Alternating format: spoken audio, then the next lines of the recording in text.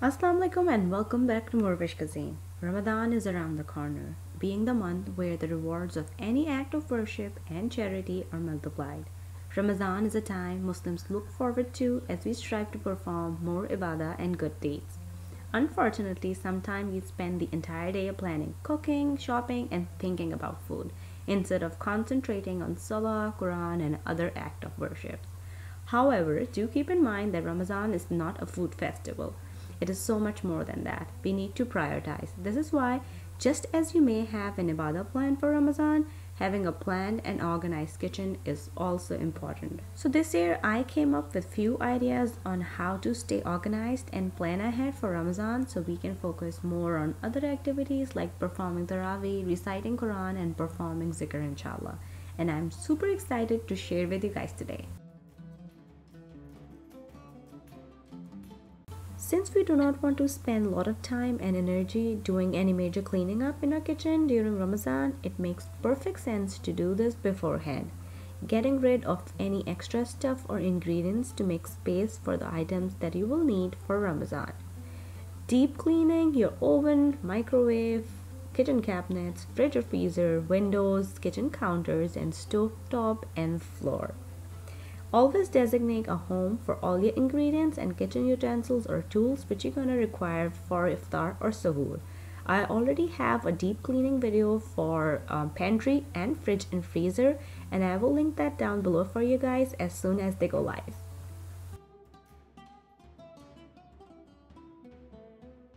Now make a complete list of necessary ingredients which are essential for your household needs like tamarind, imli, chole, besan, while keeping in mind that your kids will have a summer break, and if you have little kids like me, you will have to serve lunch and a little snack while you are fasting.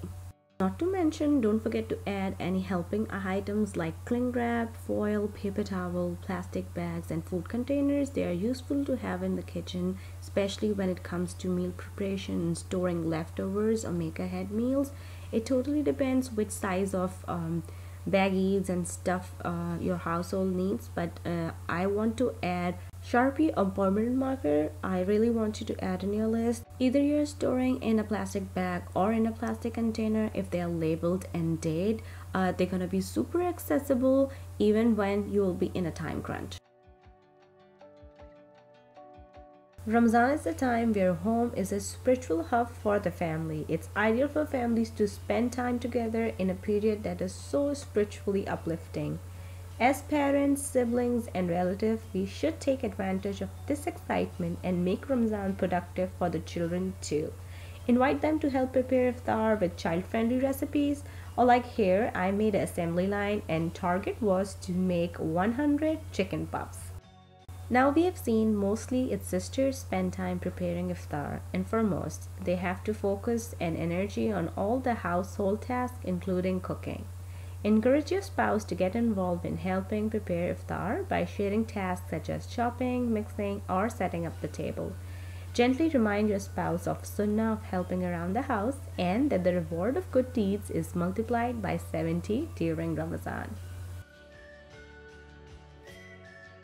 Now that we have got the cleaning covered, it's time to move on to meal planning. I believe that doing this in advance will help make our transition into Ramadan much easier inshallah.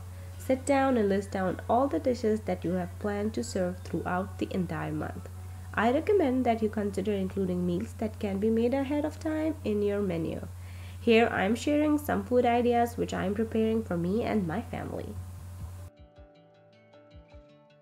So Ramadan is considered to be incomplete without the chutneys, dips, or condiments. So I start making my chutneys beforehand, and then I keep it in an airtight container and I keep it in my fridge.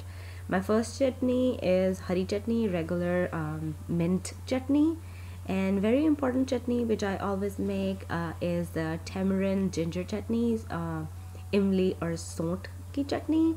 You can have it with some mixed chaat, with some yogurt dip.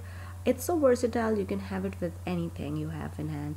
So I make this and keep it in my fridge as well. And then another very important thing is chaat masala. My mom bought this whole big bag last year, and it's her homemade chaat masala. It was in my pantry and now's the time to take it out.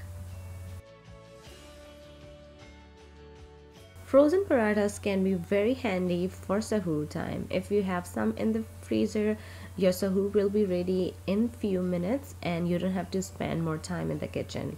Keeping summer break in mind, they can be very good for kids' lunches as well, with any leftover iftar or some frozen stuff which you already have in the freezer. Now I'm preparing my meal in two ways. One way is to keep dishes that you prepare in advance and then freeze and reheat whenever you want to serve them. Another way is to make a basic stuff and then keep it in the freezer and take out before you want to complete your dish, like boiling cholas or making dahi badas or even making a basic curry, and then you can add a veggies or meat at the end and you will have your salan ready in few minutes. So I just boil the cholas and keep them in a Ziploc bag and then keep it in a freezer. I did the same thing with the dahi baras. Just make a batter, fry the baras and just let them cool down completely and then transfer into little bags and keep it in my freezer.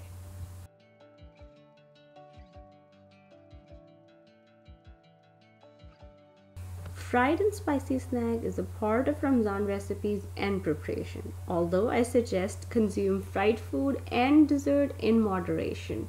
But here are a few snacks which I already prepared and kept them in my freezer so I can take them out whenever I want for my iftar. So stuff like samosas, spring rolls and chicken puffs are very common, and for my chicken puff I actually bought a whole big case of puff pastry sheet, filled it up with my chicken filling, and then I layered them on a cutting board with the parchment sheet in the middle, and then I top it with another piece of parchment paper. And when they were completely frozen, I transfer them into a labeled bag. And again, it depends how many pieces you want in your bag. It totally depends on your household need. And then these bags are again going back in the freezer and they can stay there for a month or up to 3 months. Now if you make a mistake like I did, I forgot to put anything on my cutting board before I put my cutlets into the freezer. So I took them out, they were on the counter for like 5-10 minutes, and then with the sharp knife, very carefully, just slide the knife underneath, they will easily come out. And then again did the same thing, transferred into a label bag and put them back in the freezer. Now if I'm making anything potato based, cutlets or any other snack, I don't prefer to freeze them raw. So what I did with these potato and cheese cutlets, I make them and then I fry all of them completely, and then when they came on room temperature, I transfer them into a Tupperware, tightly close it and kept it in the freezer until they were completely frozen. Then I label the bag and transfer those cutlets into the bag, and then that bag goes back into the freezer. I think stuff like cutlets or even shami kebab, they are so handy and versatile. You can have them for sahur or even for iftar. They are perfect for kids snack or lunches. You can make sandwich out of them. You can serve with paratha or even make a paratha roll for them.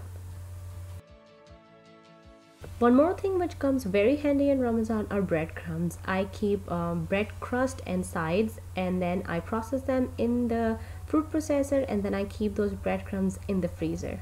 So all the snacks I'm talking about in this video, almost all of them are uploaded, and I will link them down below for you guys. And for the rest, they are on their way and they are coming very soon.